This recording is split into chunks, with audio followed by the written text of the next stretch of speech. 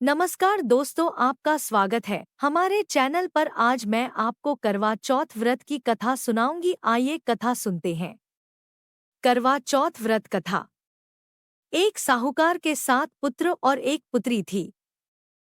एक बार कार्तिक कृष्ण पक्ष की चतुर्थी को सेठानी, उसकी 7 बहुएं और उसकी बेटी ने करवा चौथ का व्रत रखा।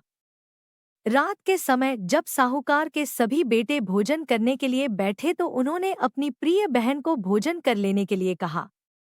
इस पर बहन ने कहा, भाई, अभी चांद नहीं निकला है। चांद के निकलने पर उसे अर्घ्य देने के बाद ही मैं भोजन करूंगी। चूंकि साहूकार के बेटे अपनी बहन से बहुत प्यार करते थे, इसलिए उन्हें अपनी बहन का भूख से व्याकुल चेहरा काफी दुख दे रहा था। साहूकार का एक बेटा नगर के बाहर चला गया और उसने वहां एक पेड़ पर चढ़कर अग्नि जला दी। घर वापस आकर उसने अपनी बहन से कहा, देखो बहन, चांद निकल आया है।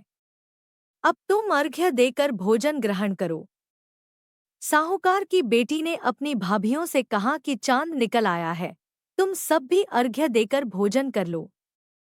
ननद की बात सुनकर भाभियों ने कहा, बहन, ये चांद नहीं है। तुम्हारे भाई धोखे से अग्नि जलाकर उसके प्रकाश को चांद के रूप में तुम्हें दिखा रहे हैं। साहूकार की बेटी ने अपनी भाभियों की बात अनसुनी कर दी और वो भाइयों द्वारा दिखाए गए चांद को अर्घ्य देने पहुंच गई। इस प्रकार करवा चौथ का व्रत भंग होने की वजह से भगवान श्री गणेश साहूकार की लड़की पर अप्रसन्न हो गए। गणेश जी की अप्रसन्नता के कारण ही उसका पति बीमार पड़ गया और घर में बचा हुआ सारा धन उसकी बीमारी में खर्च हो गया। साहूकार की बेटी को जब अपने दोषों का पता लगा तो उसने बहुत पश्चाताप किया। उसने गणेश जी से क्षमा मांगी और फिर से विधि विधान पूर्वक चतुर्थी का व्रत शुरू किया। उसने उपस्थित सभी लोगों का आदर किया और तदुपरांत सबसे आशीर्वाद ग्रहण किया। इस प्रकार लड़की के श्रद्धा भक्ति को देखकर भगवान गणेश उस पर प्रसन्न हो गए और उसके पति को जीवनदान प्रदान किया। इस तरह से लड़की के पति को सभी प्रकार के रोगों से मुक्ति मिल गई और उसे धन, संपत्ति और वैभव से युक्त कर दिया।